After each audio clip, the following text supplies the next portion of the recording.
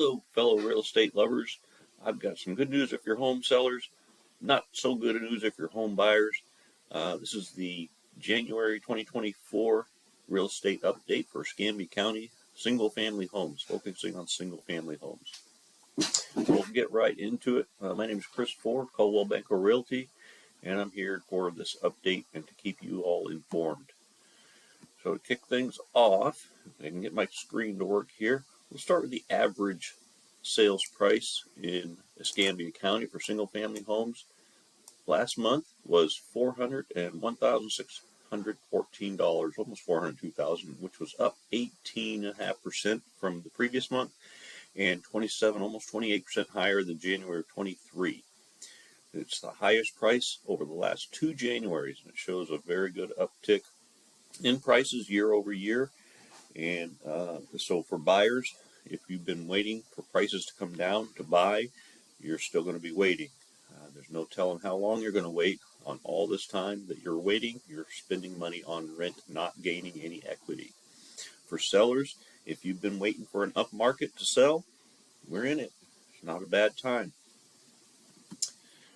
All right, and next that brings us to average sales price per square foot in January.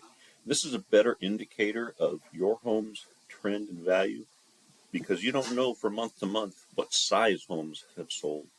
So if you have 1 month where you have really large houses selling, naturally they're going to be a higher average price. So if we look at it at sales price per square foot, it gives you a better indicator of the trend of your home's value compared to the average price of homes sold. So for January, the average price was $191 per square foot, which was up 6% from the previous month and almost 12% higher than the previous January. So again, another indicator that home values are still on the rise. That brings us to sales price and list price ratio. What this means is the price that people have listed their homes for compared to prices that they have eventually sold for. So look at this. The sales price list price ratio for last month was 96.45. It says equal to January 23, but then it shows this down here at the bottom, which is not equal, so this graph is off a little. But if you look at it compared to January 22, we're looking at over 99% here. So what you want to do, look at it this place here. This is May of last year. It was at about 98.4%, so we're 2% lower than 6-7 months ago. So what this means is people are putting their homes on the market expecting to get more, but then having to come down in price, and that takes time because they're waiting for buyers to come and offer them what they want. So they end up sitting on the market longer and coming down in price, which takes us to average days on market. And now we're an upward trend in days on market shows a trend towards a buyer's market.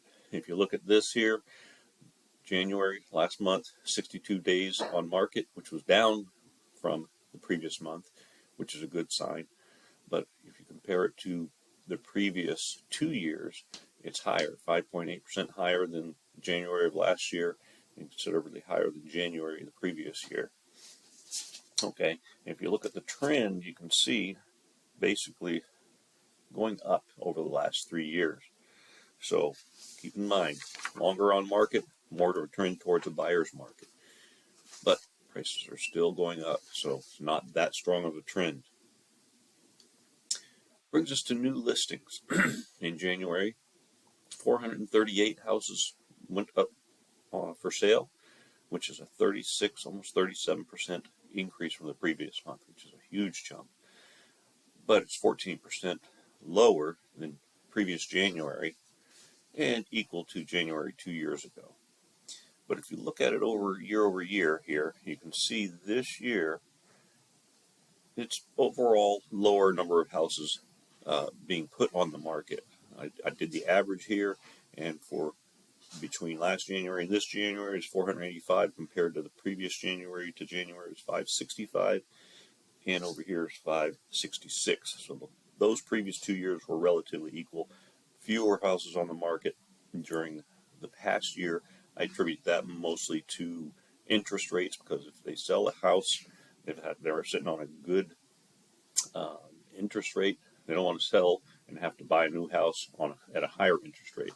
So hopefully, the interest rates will come down, and we can work on that and maybe get some more homes on the market to give more options for buyers. Next, we got the inventory. In January, we had 1,424 individual homes for sale, single-family homes for sale on the market, which is up 8% from the previous month and 7.2% higher than the previous January. It's the highest inventory that we've had over the last 2 years. So more homes on the market. Again, showing a trend towards buyer's market. They have more homes to pick from with more homes on the market.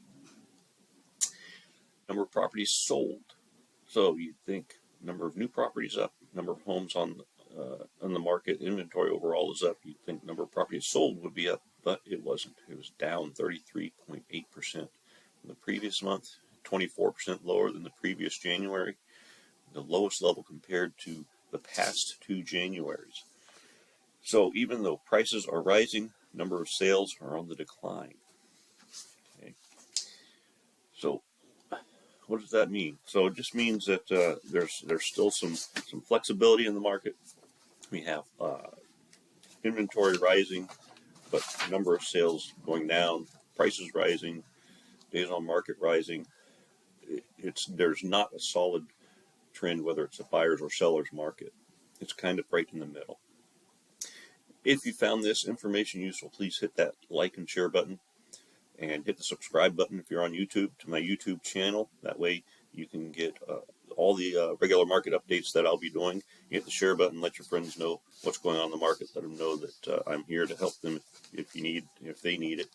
And if you'd like links to all my other social media pages, go to my homepage here, chrisfordsoldit.com, and you'll find the links to all my social media pages there. And of course, call me if you got any questions. And that's all I have for you today. Have a great day.